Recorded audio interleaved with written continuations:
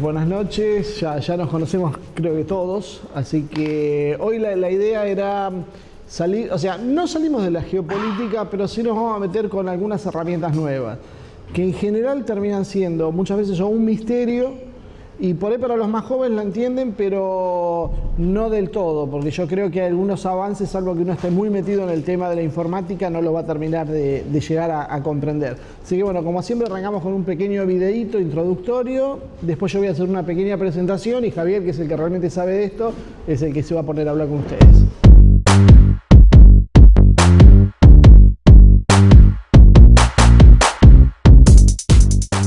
La hegemonía del dólar se termina.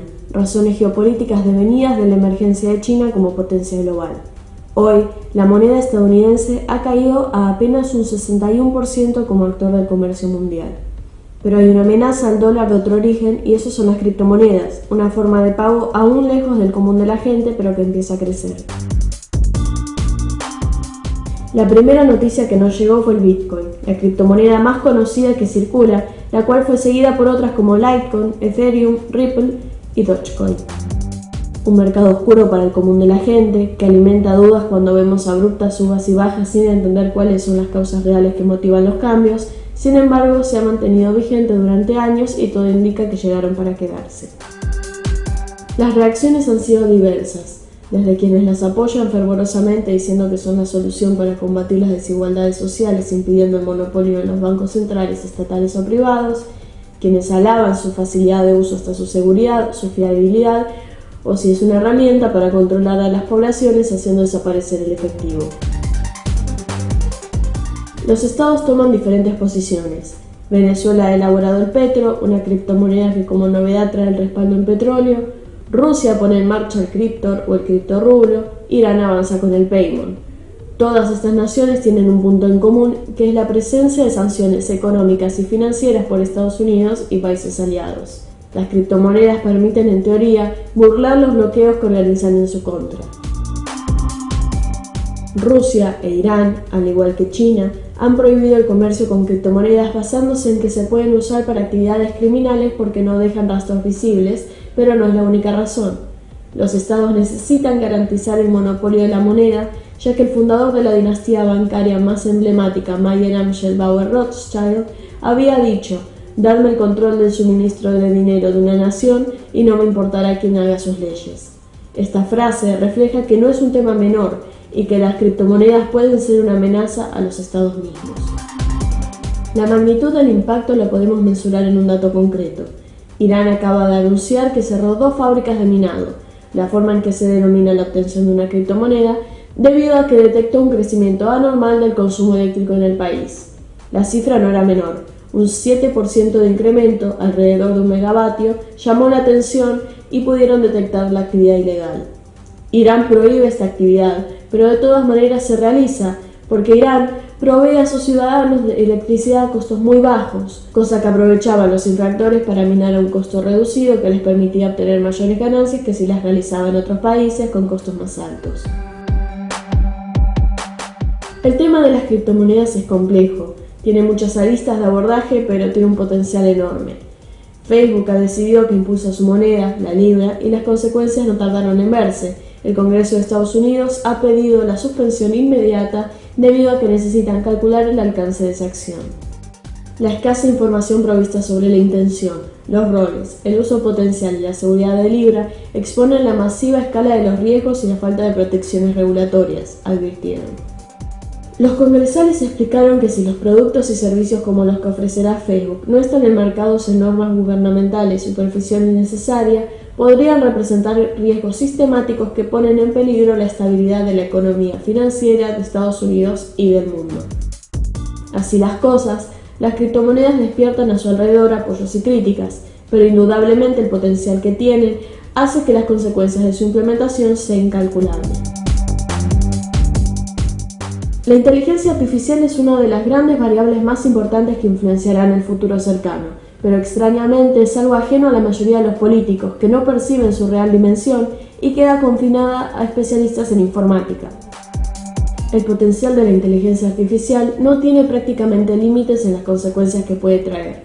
La automatización de los procesos está dando un salto cuantitativo porque, a diferencia de los que ya conocemos, tiene el potencial de terminar con la necesidad de trabajo humano, pero va más allá. La inteligencia artificial permite que los trabajos intelectuales ya no sean patrimonio del ser humano y que podamos ver programas que hacen el trabajo de abogados, médicos o periodistas. En algunos casos, aún falta desarrollo y se limitan a cuestiones básicas, como sucede con este último caso donde se limitan a la redacción de notas pero no notas de análisis. Sin embargo, en medicina los avances son impresionantes. En China, el programa BioMaid de aprendizaje profundo especializado en medicina ha competido con médicos exitosamente. Doctor Asistente AI, desarrollado por la empresa china iFlyTech, ha puesto un robot a diagnosticar en el centro médico Xuangang de la ciudad de Hefei. También funciona WeDoctor Tom, un aparato desarrollado por la Universidad de Zhejiang con la colaboración de Harvard para conectarse por videollamada. Por ahora todos reciben supervisión humana, pero la precisión es superior a la de los hombres que lo controlan, es cuestión de tiempo hasta que les sean innecesarios. En materia legal, Estados Unidos tiene en funcionamiento el software Do Not Pay, que trata sobre asesoramiento en temas legales. IBM Watson, propiedad del bufete Baker & Hofstadter, simplifica el trabajo de los abogados y reduce exponencialmente los costos. Aún falta desarrollar programas confiables que fijen las estrategias legales, pero no se está muy lejos. Estos programas como Do Not Pay son aconsejados para las administraciones públicas bajando los costos operativos. ¿Cuán lejos estamos de tener un juez robótico? Cuando vemos la utilización política y los sobornos a la justicia, la tentación crece. La inteligencia artificial no solamente terminará con la mayoría de las profesiones humanas, sino que comenzará a tomar decisiones. En estos ejemplos no hemos visto las supercomputadoras usadas por Estados Unidos, Rusia o China para prever escenarios estratégicos contemplando millones de variables, con un potencial que se despliega en forma impensada. El mundo que se está gestando cambiará lo que conocemos y lo está haciendo sin que públicamente se conozcan ni eliminen sus consecuencias.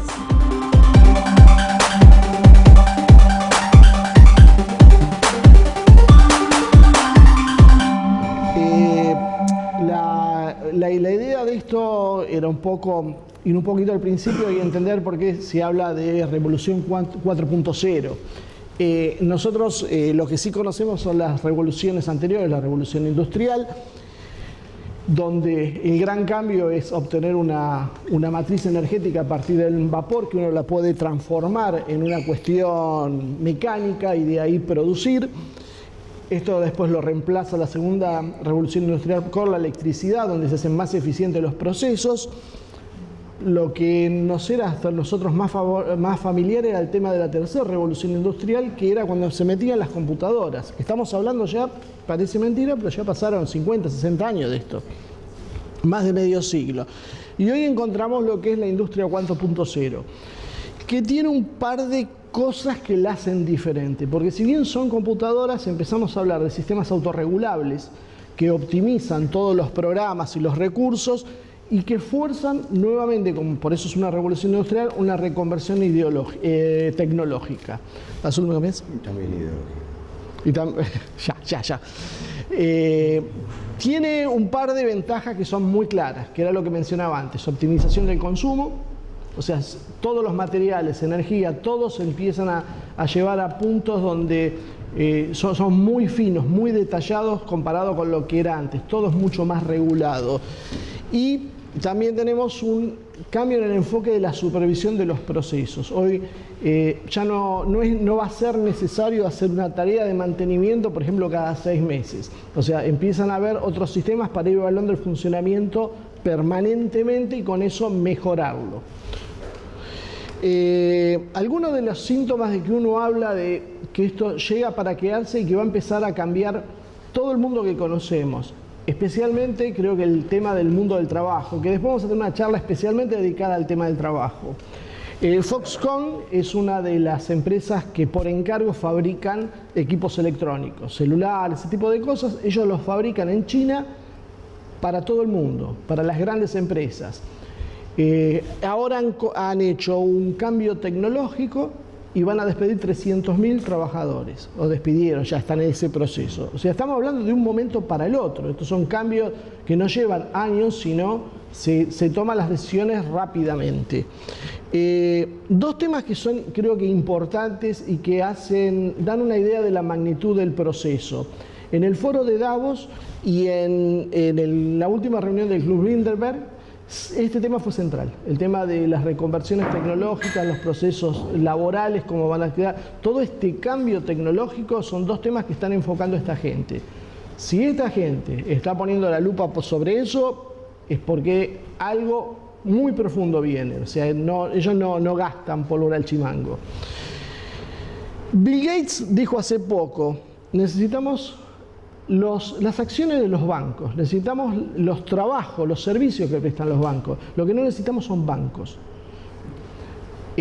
Estamos hablando que esto va a empezar a afectar también a otras corporaciones. Y vimos, bueno, lo que mencionábamos que había pasado con Facebook, cuando intentó poner su criptomoneda y, bueno, el Congreso norteamericano, y bueno, las presiones, después Javier explicará mejor cómo fue el tema, se la bajaron. Pero la iniciativa está, y uno en general sabe que cuando las corporaciones de tipo intentan algo, insisten hasta que lo logran o hasta que se quiebra el paradigma que ellos intentan poner.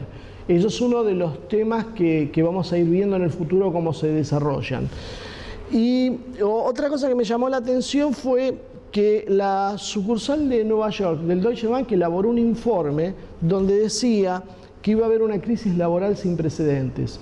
No es habitual que este tipo de organizaciones sean tan explícitos. Normalmente ellos dicen no, a través de su vocero, los economistas, quédense tranquilos porque se destruyen X cantidad de trabajo, pero se van a generar nuevos que hoy no sabemos qué son, pero mágicamente van a aparecer. Ustedes confíen.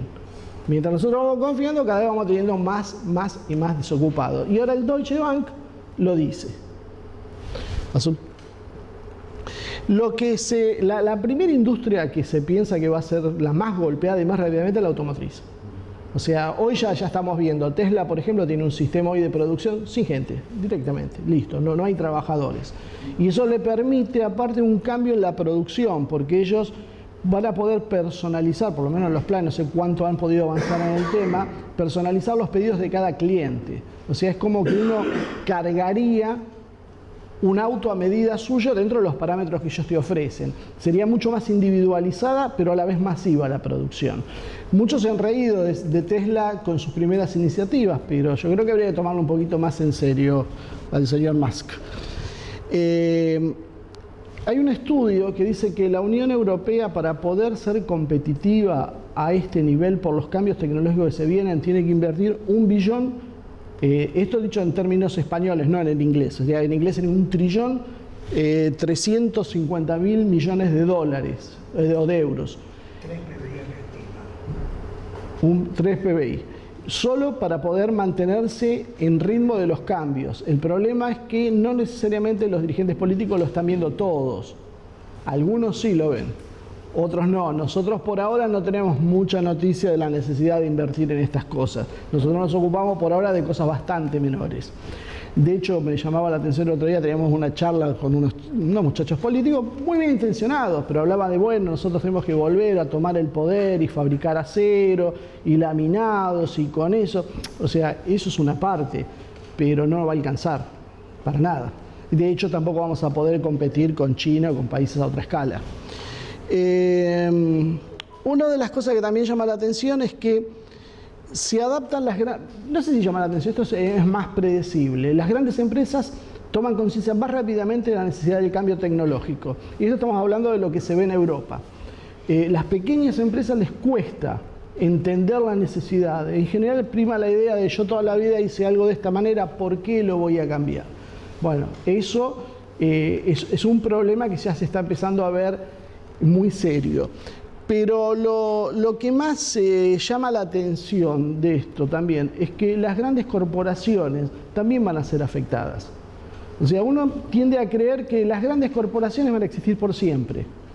Entonces, por eso me pareció interesante ese dato. El Dow Jones se creó el 26 de mayo de 1896 y lo fundaron con 12 empresas. Era el cálculo que hacían sobre 12 empresas. De las 12, solo una, que General Electric, es la que permanece hoy en actividad. Las otras 11 ya quebraron, se los comió el avance tecnológico, los malos negocios, las crisis o lo que sea. Entonces, cuando uno ve estas megacorporaciones que parece que no vayan a caer, también pueden caer, también pueden ser reabsorbidas entre ellas. O sea, estamos ante un proceso que, podríamos decir, no sé, tectónico, va a golpear las bases de todo el sistema mundial. Eso va a hacer, como decía al principio, una serie de consideraciones y cambios muy, muy profundos. Las consecuencias que empezamos a ver, los emprendedores sin relación laboral, que es un poco, ahí está el ejemplo de CrowdGuru, Globo, Uber, son 3 empresas que puse al azar. El tema de donde yo soy el famoso emprendedor, yo no trabajo en relación de dependencia, yo me asocio.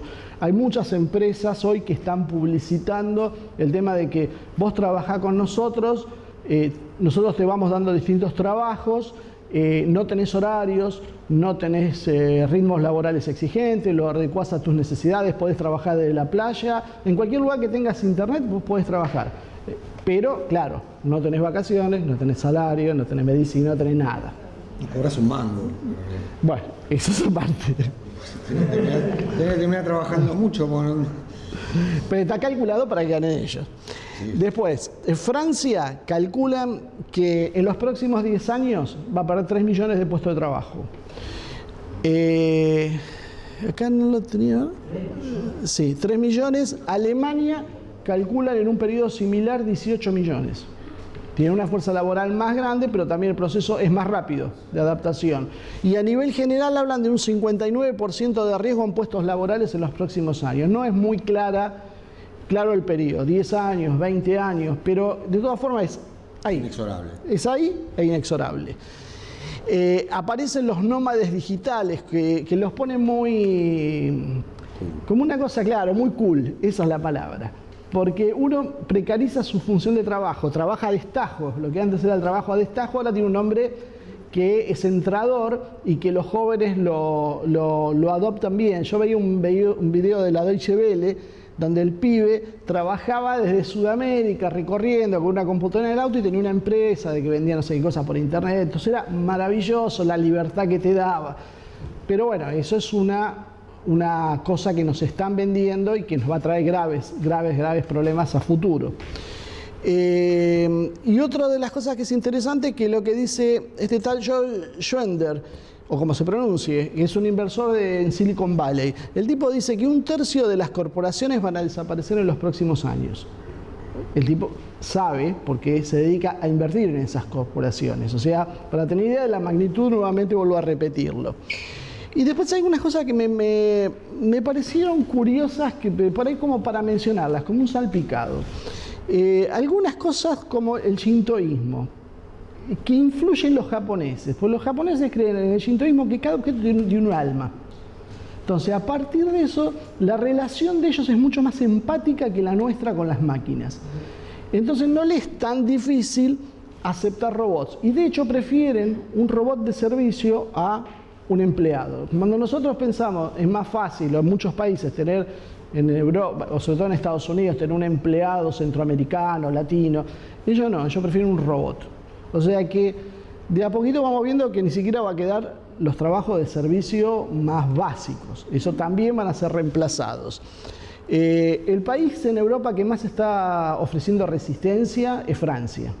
Los sindicatos son más fuertes, hay una movida bastante importante para frenar esto. Indudablemente el avance tecnológico no lo van a poder hacer, así que si la discusión no la empezamos a hacer sobre la rentabilidad financiera, sobre quién gana, estamos muertos. O sea, claro, para pensar ir hacia una plena ocupación hoy ya es utópico.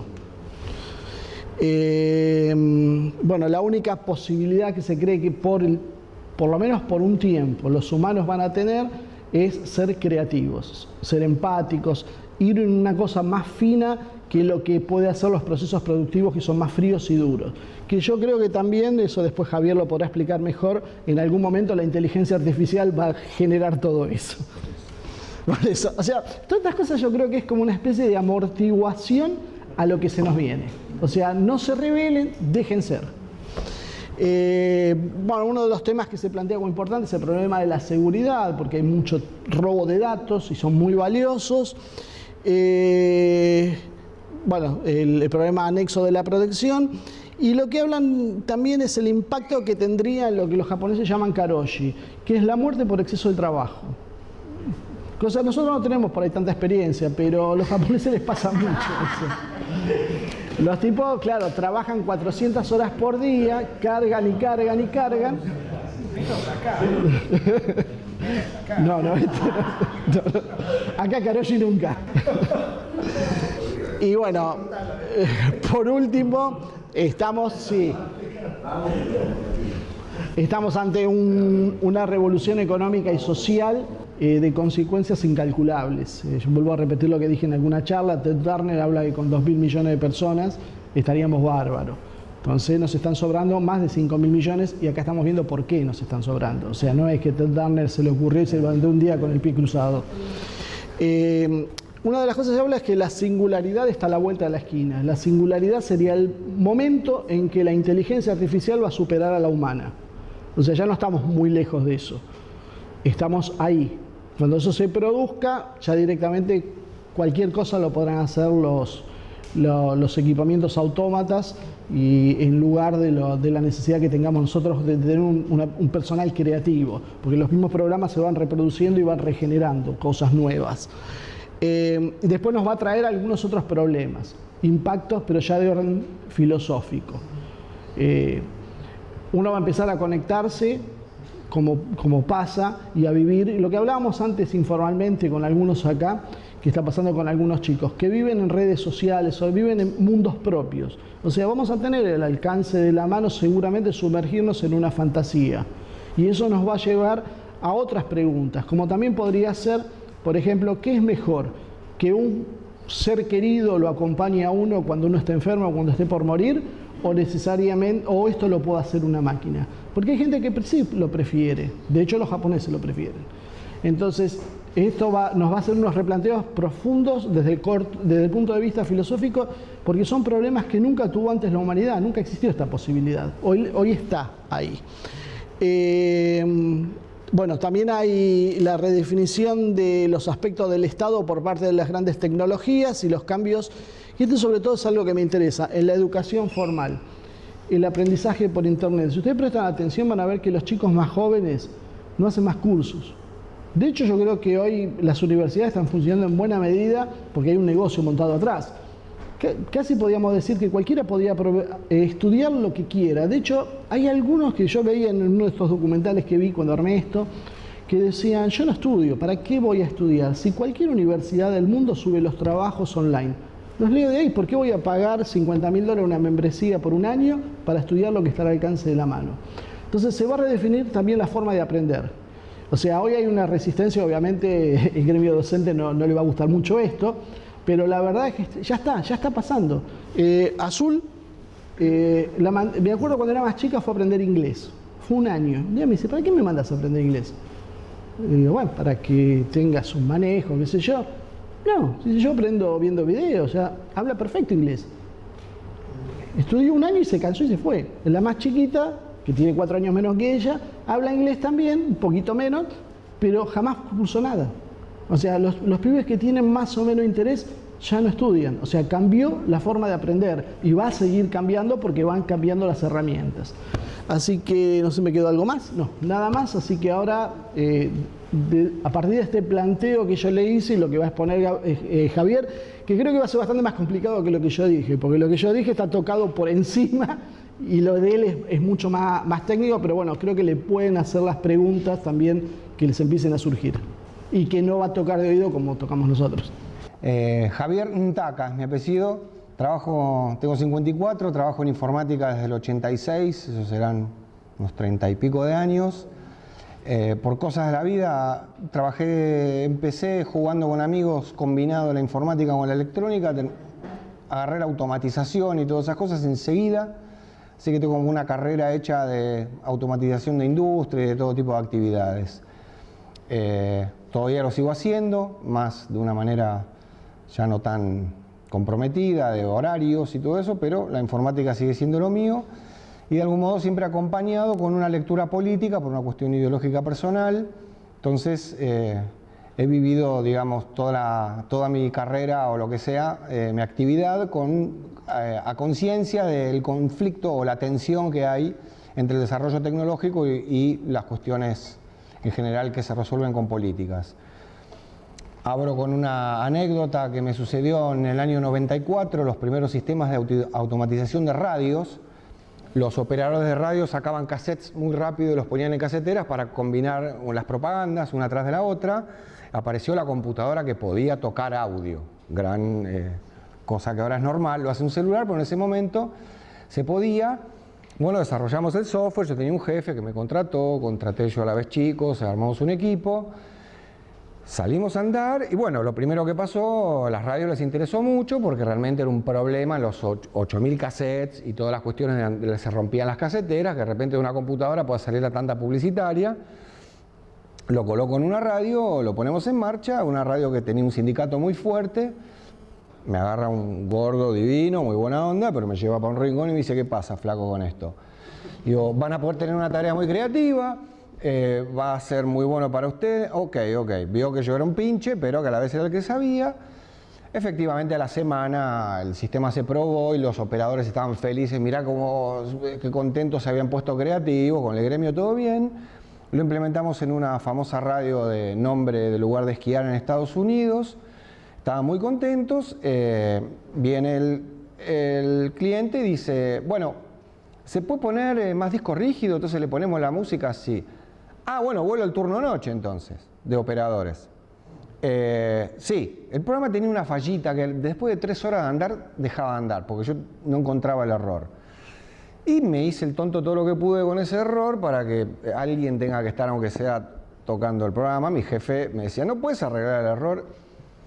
Y no puedo, me cuesta mucho. Y de mientras seguíamos viendo el sistema y los operadores felices. Un día viene un tipo, dice, yo quiero poner 4 radios, pero automáticas. Mi jefe me dice, arregla el error ya, porque si no, no vendo estos 4 sistemas y lo va a vender la competencia. Entonces aparece el trabajo del ingeniero que se excusa con evidencia de vida diciendo, si no lo hago yo, lo hace otro. Entonces lo arreglé. Ese hombre invirtió, dio trabajo a otra gente para montar esas 4 radios, pero no dio trabajos nuevos a operadores de radio. Y el señor de la radio del lugar de esquí de Estados Unidos voló el turno de noche porque mi jefe le dio la versión nueva que no se colgaba.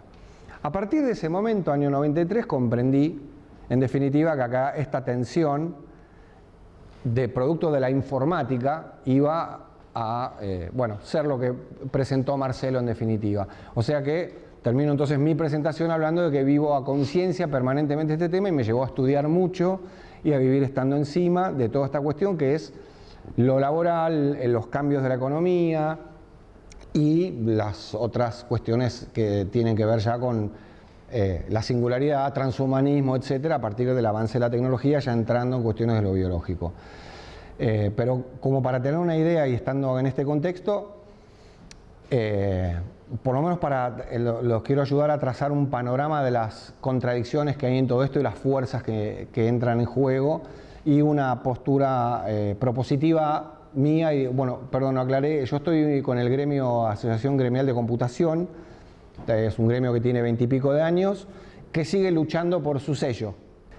El trabajo, ganarás el pan con el sudor de tu frente. Estamos formateados desde una cultura abrámica, greco-abrámica, a ser gente que trabaja. El ser humano trabaja, necesitamos el trabajo. La idea de que algún día las computadoras y los robots trabajen y los seres humanos vamos a vivir de una renta universal que van a promover para que nosotros podamos tener una vida de ocio creativo y todo eso, es una zanahoria que conduce al abismo. Nosotros que venimos del trabajo y que somos gente de trabajo, creemos que el ser humano nació para trabajar, no para ser explotado como esclavo, pero sí para trabajar. Por lo tanto, todo el abordaje y la lectura propositiva como informáticos hacia el cómo manejar la cuestión que presenta Marcelo del avance inexorable de la inteligencia artificial y la robótica, cómo tiene que ser leído desde una perspectiva del trabajo y siempre teniendo en cuenta el bienestar de la sociedad y la felicidad del pueblo para quien afine con eso. Entonces, desde esa lectura es que hay que interpretar cómo va a impactar eso.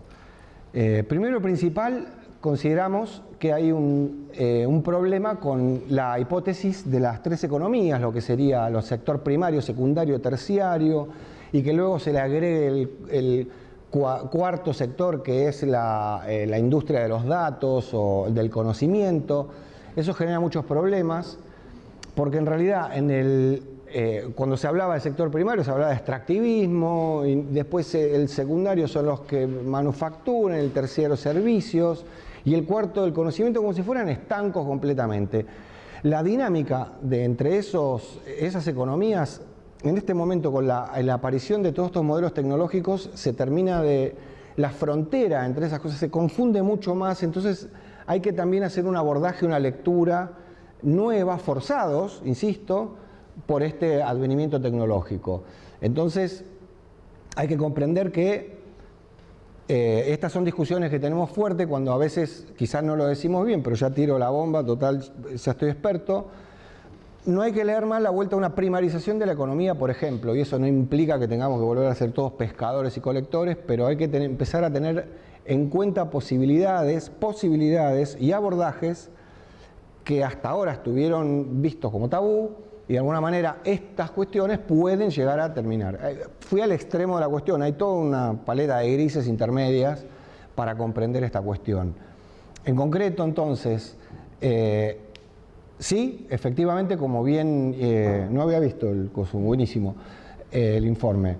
Efectivamente, el trabajo está siendo reemplazado por las computadoras. El gran asunto es la inteligencia artificial. La capacidad de robótica existe desde que se pudo hacer una máquina de vapor. Y siempre estuvimos amenazados, digamos, por la cuestión de los robots nos van a sacar trabajo. Siempre se habló, eso nunca pasó. O sea, estamos al día de hoy, todavía no hay. El asunto es la inteligencia artificial, no tanto la robótica. Capacidad para mover un motorcito y que una cosa haga bien. Lo que no había era capacidad de control sobre los robots. La aparición de la inteligencia artificial, que es una variable que se escapó exponencialmente por fuera de las predicciones, y esto hay que aclararlo también. Cuando en 2016 la computadora de Google, de Alphabet, gana al campeón Lee Sedol, el campeón de Go, el juego más difícil para jugar, en realidad se esperaba que eso sucediera entre 2025 y 2030. Los que estamos en informática teníamos a partir de las hipótesis y de las cuestiones que se manejan de la ley de Moore, etcétera, que van marcando el avance de la informática o el desarrollo, se calculaba esa época. Hubo una serie de accidentes, cosas que no estaban previstas, que en realidad, combinando esto con esto, ¡pac!, se disparó. Y en realidad la inteligencia artificial se disparó exponencialmente en su crecimiento cuando ni siquiera los que estamos en este tema lo esperábamos. Entonces, son 3 años. Porque hasta hace 3 años no se hablaba de inteligencia artificial como una amenaza en sí. Era estrictamente una tecnología que avanzaba y uno veía experimentitos. No, está apareciendo. Está apareciendo de una manera brutal en el sentido de que ahora por $100 uno se compra una plaquetita así que tiene una capacidad de proceso para poder reconocer todo este salón. Si uno le conecta una cámara, busca, encuentra los nombres de las personas y lo hace. O sea, la capacidad de poder procesar información y analizarla y todo está al alcance de la mano. Su aplicación todavía no está, pero la tecnología ya está, y eso es lo que hay que entender también. Va ahora lenta la parte de implementación, pero está el soporte de hardware. Antes no se podía hacer porque no había con qué. Ahora ya están las computadoras en condiciones. Entonces, su advenimiento está siendo frenado estrictamente por la inversión que coloquen en este momento quienes están. Pero cuando se habla de pérdida de trabajo, lo que hay que entender es que los trabajos repetitivos de las personas, quien lucre con eso, perdón por el término, se quede con su plusvalía, va a preferir a alguien que lo haga más barato porque lo va a hacer bien o mejor. Y este es el problema, que esto no es una evaluación moral ni nada.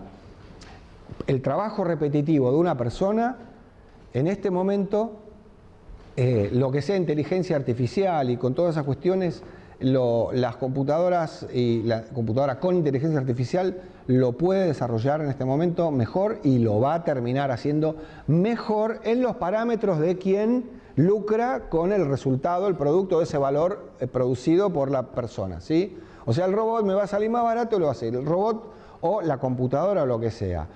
Ejemplos de cosas que he visto: trabajo de gestión en un comercio. Estos son tipos que ya lo están haciendo. La gente que carga los datos, que hace la liquidación de sueldos y jornales, que usa la computadora, no sé qué. Los tipos, la empresa lo que hace es, te dice, vos déjame ver qué hacen tus empleados. No saben de qué trabajan los empleados. Simplemente ven lo que tipean y nada más. El sistema termina aprendiendo de que en realidad esta gente hace esto, lo otro, contra este tipo de datos. Ya, y eso lo están frenando los sindicatos, está la posibilidad de poder reemplazar, ya no solamente, como hablamos, el operador industrial de la automotriz, ¿sí? Perdón.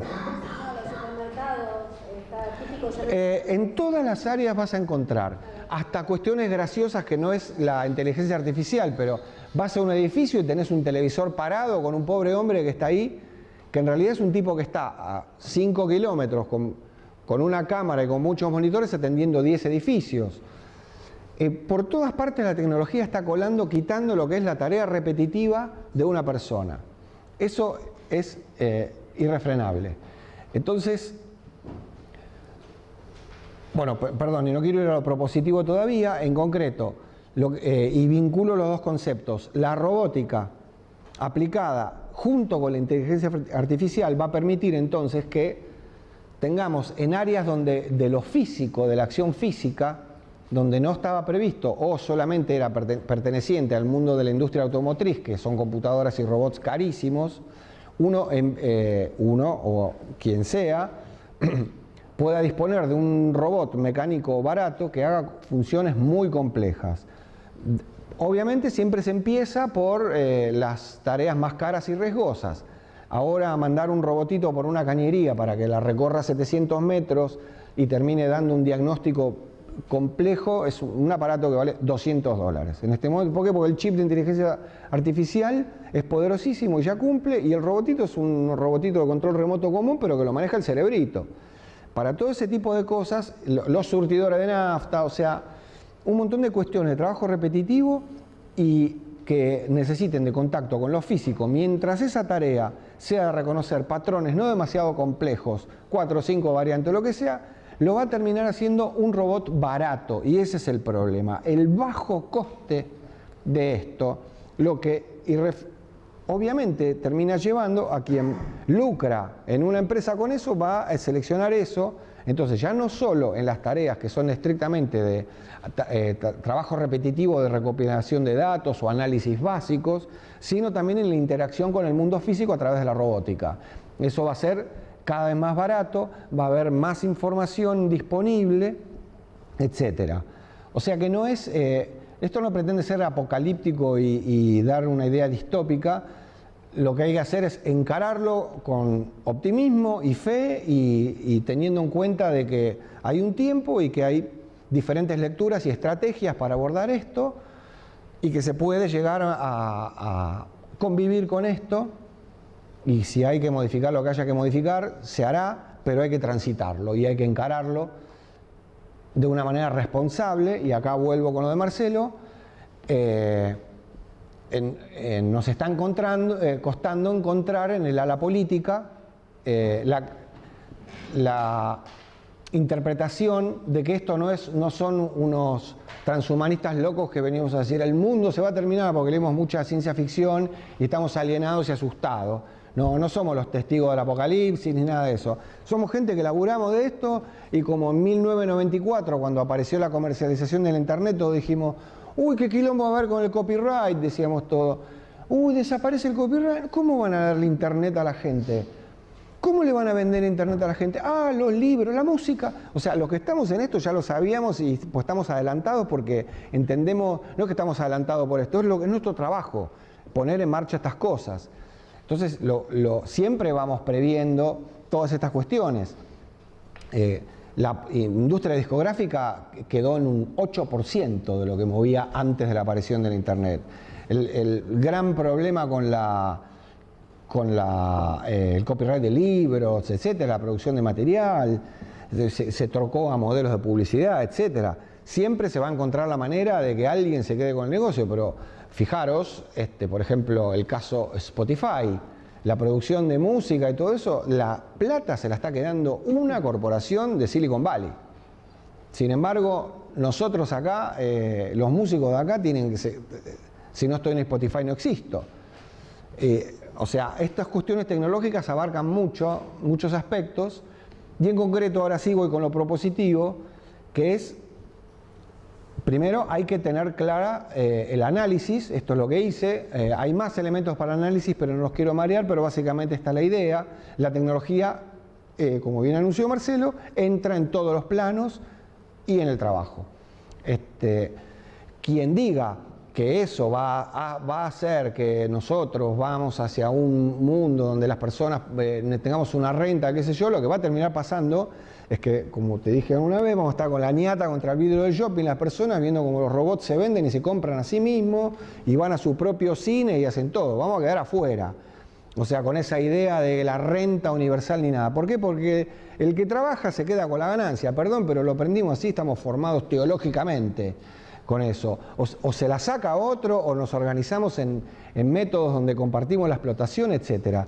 Nosotros que venimos de un gremio, que tenemos una lectura política de comunidad organizada, etcétera, lo que creemos es que quien genere la riqueza la tiene que compartir mediante mecanismos y tiene que ser partícipe de esa ganancia. Por lo tanto, si las personas vamos a tener que trabajar a la par con los robots o como sea, no lo sabemos, pero nosotros tenemos que estar preparados antes. Entonces, una de las cosas es la cuestión, que no es poco, soberanía tecnológica, que es ahí donde directamente cuesta un montón hacer entender a la política, es una crítica enorme que tenemos. Soberanía tecnológica significa que nosotros tenemos que fabricar nuestro propio hardware directamente. No hablemos de software todavía. Estoy hablando de que nosotros no podemos depender en este momento en un 99,9% de material que se produce en otros lados. Estamos hablando de los routers, básicamente los aparatos que distribuyen los datos, los CPU, las memorias, etcétera. Que por ahora lo produce China, seguro. Pero hay que comprender algo. Todas estas cuestiones que permitieron el avance de la informática se deben a un modelo ideológico que es el software abierto y la información compartida, el open source que se dice, o el código libre. Si ahora todos los celulares tienen Linux y los routers tienen Linux y todo, es porque el Linux fue creado libremente, sin nadie que sea el dueño de eso. Las corporaciones ponen dinero para que crezca el Linux, pero todo va a parar a un repositorio compartido por todos. Con ese mismo criterio que se utiliza en el software para poder crear software y que cada vez sea más complejo y que ahora no haya que pagar licencias de software para poder desarrollar algo, porque ahora pasa que es gratuito, ya no es propiedad de IBM ni de nadie, lo mismo pasa con el hardware. Están los proyectos RISC-V, que es el microprocesador de hardware abierto. No voy a ir mucho en detalles para no marear, pero en concreto está empezando a suceder en paralelo a este avance, y esto hay que hacer una lectura en definitiva de, si se lo quiere ver de más filosófica, de yin yang o que todo se contrarresta. Mientras nos está generando una amenaza por un lado, nos está dando las herramientas también. Por lo tanto, quizás tendría que haber previsto esto antes de haberlo dicho, pero nosotros también tenemos herramientas tecnológicas para frenar eso de alguna manera. Por lo menos en una cuestión, en una estrategia de corto o mediano plazo, que es el hardware propio. Primero, no sabemos qué va a pasar, pero ante una situación de lo que sea, nadie puede ser el dueño del fierro. Tenemos que ser dueños como país, por lo menos. Ya me meto en la cuestión política de cabeza, ¿sí? Eso es algo que tiene que surgir. Luego, sí, la industria del conocimiento propio, obviamente tenemos que tener más formación de profesionales de esto, porque el dueño de la inteligencia artificial ahora son 3 tipos del norte.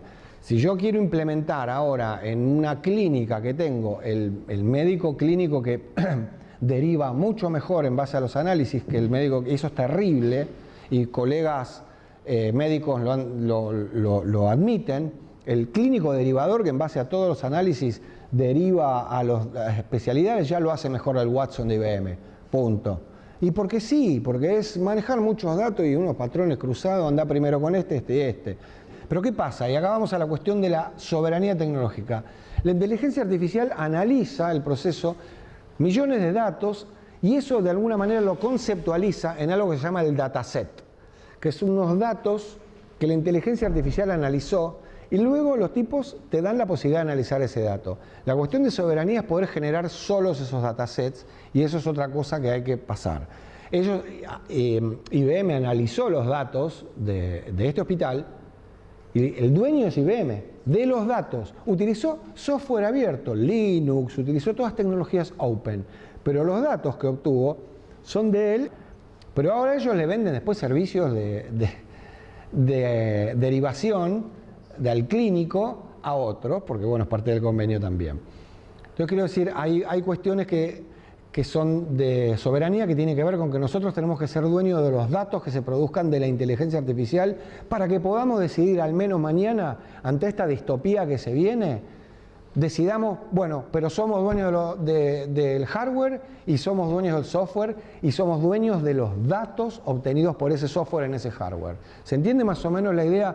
Esa es una cuestión estratégica que no se tiene en cuenta en este momento porque es difícil explicar, pese a que fuimos al Congreso la otra vez y encontramos dos diputados que les interesó. Ah, qué bien, pero también me pasó que, no sé, flaco, ahora ¿para qué me sirve esto? Sí, o sea, que también es válido que el tipo diga sí, pero yo tengo que resolver las cuestiones de mañana. Ese es el problema con esto. Entonces, nosotros tenemos la propuesta concreta de decir, ok, si no querés creerlo o no te interesa la cuestión distópica, perfecto. Podemos pensar en una estrategia de soberanía tecnológica para por lo menos, que eso sí lo entienden más o menos. Tenemos que producir porque da trabajo, etcétera, genera cursos de capacitación, estudios, cátedras, ampliar la currícula de las universidades, etcétera. Se pone en marcha un montón de cosas, entonces sí nos dan más bolilla en la FIUBA, etcétera. Estamos pudiendo articular diferentes cosas. Pero en concreto, la cuestión de la soberanía tecnológica pasa por esos tres elementos que son el hardware, el software y los datos que se obtengan. Después, para poner un ejemplo más, porque nos podríamos ir en muchos, el tema de las economías colaborativas, que ahora es que se le dice que es esa explotación de un pibe en bicicleta soltando los bofes para llegar a un lugar con una caja atrás, que el Globo y el Rappi y todo eso, que es un tipo de Estados Unidos que puso en marcha esto, una aplicación, y tenés a todos los pibes pedaleando acá, y a quién le va la plata. Y esos son legales, porque con Uber, por suerte, como Uber es ilegal, los choferes todavía no le pagan a Uber, entonces se están quedando con la plata, por lo menos. Pero cada uberero que utilizo, trato de usar taxi, trato de usar Uber, por una cuestión ideológica. Los Uber dicen, no, yo le debo 60.000 pesos a Uber, 80.000, 90, pero es que no se puede girar plata a Uber porque está bloqueado Uber en Argentina, porque está declarado ilegal. ¿Cuánto tiempo puede resistir eso? Lo va a terminar haciendo otro, ¿sí? Van a terminar colando. Y es una cuestión que yo tuve una discusión, en el 2002 le fui a hablar, intenté ir a hablarle a Viviani, cuando yo hacía al de los taxistas, 2002. ¿Por qué? Porque yo trabajaba en seguridad satelital, seguimiento de camiones y qué sé yo. Y claro, la plataforma nuestra comenzaba, los celulares eran así, pero ya estaban las computadoras de a bordo y digo, che, pero dentro de poco cuando los celulares puedan no sé qué, en realidad los autos, y nos imaginamos con mis colegas un Uber en 2002, cuando los recursos tecnológicos estuvieran disponibles.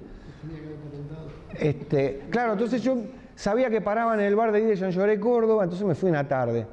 Y encaré a uno, che, mira, yo trabajo en informática, mira, lo que va a pasar es esto, les conviene a ustedes invertir ya como gremio en esto, para ustedes ser dueños de la tecnología, no sé qué, qué sé yo, Ahora están rompiendo Uber con un palo. Igual los justifico, los entiendo. Pasaron 18 años, yo ya estoy más viejo y también los entiendo. En ese momento dijo, qué retrógrado. Después uno termina comprendiendo que también tener esa visión hacia adelante es capaz que ni se imaginaba que iba a seguir siendo secretario general 18 años después, o no lo sabemos, o bueno, 12 años después.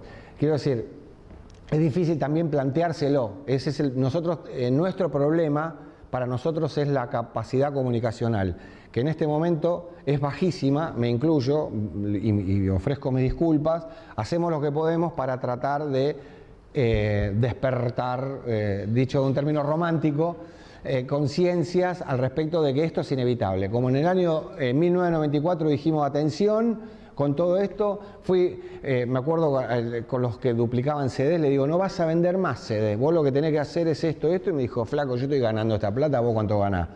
Vendiendo CDs, sí, pero vas a tener, bueno, después haré otra cosa, y tenés razón, después hizo plata con otra cosa el señor Musimundo. Pero en ese momento le fuimos a decir, guarda que apareció la posibilidad de duplicar CDs y encima llegó la internet. Estamos siempre adelante, entonces estamos tratando de un modo de hacer eso, de avisar. Y avisamos como podemos y en este momento es esto, es hacer un esfuerzo, no lucro nada con esto, es solamente poder transmitir en diferentes entornos esta inquietud. Lo propositivo pasa por ese lado, después cosas de más corto plazo que estamos planteando es la plataforma colaborativa nacional. ¿Qué significa? Simplemente, y esto tiene que ver con, lo vinculo con el tema del código abierto que hablaba antes y el open source.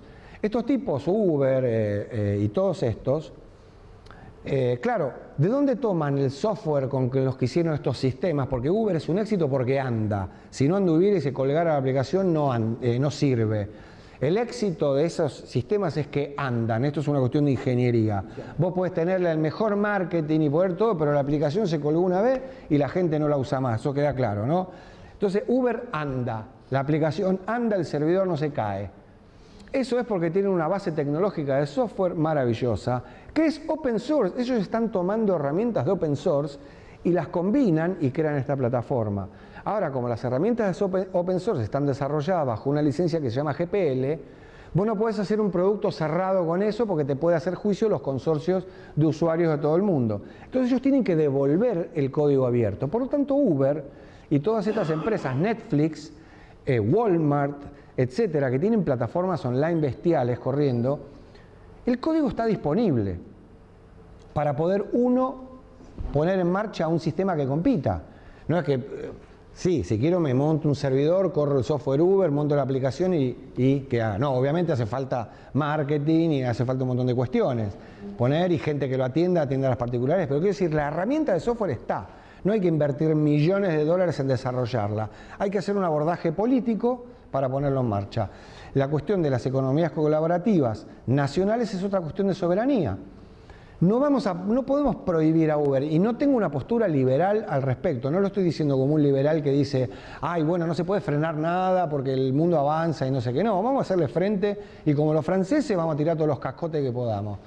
Pero también tenemos que entender que a veces se pierde y que hay ciertas cosas que si no la puedo matar, la rodeo, la mareo, la hago que se tropiece, lo que sea. Pero ir a pelearle con el ariete a lo mismo a todo, muchas veces es fracaso. Entonces hay que comprender que hay que adaptarse también, y una de las cuestiones es no vamos a poder prohibir a Uber, o sí o no, o vamos a pelearlo, pero van a terminar andando. Lo único que podemos hacer es presentar un concepto mercantilista de competencia.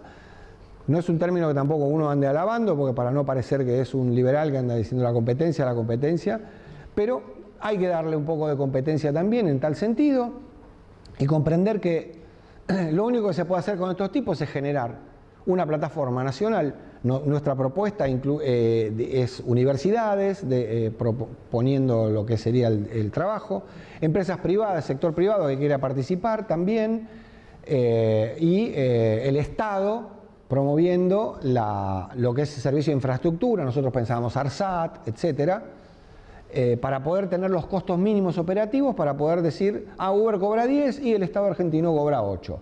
No solo Uber, Globo, todas esas, el plomero, todo lo que sea, servicios, porque acá volvemos al tema, todo va a terminar adentro de plataforma. Voy a tener la aplicación, busco el mejor plomero más cerca y más barato que tiene 5 puntitos y todas estas cuestiones horribles, si lo queremos ver, pero hay que entenderlas. Bueno, una plataforma nacional, que la comisión que le cobra sea una forma de impuesto, en vez de que alguien se lo acumule, que vaya a parar un poco de plata, que entonces va a parar a los sindicatos, otro poco al Estado, otro poco a la universidad para que autofinancie o lo que sea, se discutirá políticamente los números, pero que en definitiva el flujo de dinero tratar de que quede adentro y que no vaya circulando hacia afuera, y que no nos terminen manejando, porque ahora estamos todos en paz, pero no sabemos qué puede llegar a pasar. Cuando Marcelo menciona estas cuestiones de los bloqueos, que imponen a los países. Atención, que no sabemos el mapa político cómo se puede dar el día de mañana y la Argentina quede del lado de... Es un país que merece algún tipo de bloqueo por lo que sea, por haber dejado de pagar la deuda, el default o whatever, no queremos entregar vaca muerta ni el acuífero guaraní. Entonces pasamos a ser un país que ahora no tenemos democracia y hay que meterles democracia y libertad a la Argentina y no sé qué. Estamos todos completamente dependientes a nivel hardware, software y todo afuera, hay que tener una lectura. Eso es lo que está haciendo el vivo de Putin y los vivos de los chinos. Y eso no estamos hablando de una cuestión de dinero solamente, es cerebro y lectura política. Y plata obviamente, pero no son unos números que impliquen... Si no te pasa eso, los 1,3 trillones o billones en coso, que cuanto más se te escape la coneja, más plata vas a tener que poner después. Entonces esta lectura hay que tenerla y es fundamental difundir la palabra en los diferentes ámbitos donde uno se esté moviendo y alertar a la clase política, por decirlo de algún modo, que tienen que estar atentos a esto porque cuanto más tardemos en atajarlo, más caro nos va a costar. Y no, insisto, perdón que insista, no estoy viniendo de agorero, ni que leí muchas novelas distópicas, ni nada de eso. Es mi trabajo, es nuestro trabajo como gremio, encontramos sintonía y afinidad con periodistas, investigadores como Marcelo, entonces hacemos una cuestión simbiótica de tratar juntos de poder mover esto. Pero la verdad es que este problema ya hasta hoy es solo una cuestión de tiempo, no hay nada que lo frene. La tecnología ya está disponible, está todo, es nada más que comience a avanzar, es barata, es fácil para el empresario, todo. Y las diferentes áreas de la economía, yo podría asustarlo con números, le dije a Marcelo, traigo los gráficos, ¿no?, con números de cómo están mutando en la primaria, en la secundaria, en los diferentes sectores de la economía, cómo está entrando esto, y mostrar unos gráficos complejos, ¿sí? Claro, el tema de la economía primaria, esto ya a modo medio como de cierre, cuando conecté lo anterior, hay un plan, me olvidé, perdón, qué bestia, lo tendría que haber anotado, a quien fuera el ministro de Economía de la provincia de Buenos Aires, que tiene el plan, las ciudades satélites. También hay que tener en cuenta un poco de que este modelo de ciudad donde la gente se concentra para rendir mejor económicamente ya no es necesario. Por favor, no quiero ser distópico, no estoy cayendo lo necesito aclararlo todo el tiempo para no ser considerado como otros alarmistas que veo que hablan de esto. Pero en realidad el concepto de ciudad está perdiendo sentido también, ¿sí? Porque hay áreas que sí, que el teletrabajo va a servir. Gente que sigue aportando un valor que no es reemplazable por máquina o que logró mantener ese privilegio de seguir teniendo un trabajo, va a poder hacerlo, no va a hacer falta trasladarse para producir. Entonces, la ciudad va a tender de alguna manera sola, a no necesitar congregar a la gente. El concepto digamos, de polis ya se desata de lo que es estrictamente lo económico productivo, en parte, pero se va a dar. Y por otro lado, volvemos y ahí conecto nuevamente con esto, es la gente... Si pasa lo peor, por lo menos tiene que tener cada uno tierra y la manera de poder organizarse para producir su alimento. Vamos hablando de la distopía. Ya hablé antes que me niego, ahora me permiten ser un poco distópico, todo en carácter personal. Mínimo tendríamos que pensar acá la posibilidad de descomprimir la ciudad, ya no hablando como hippie, vamos al campo que vamos a estar mejor, sino por una cuestión económica.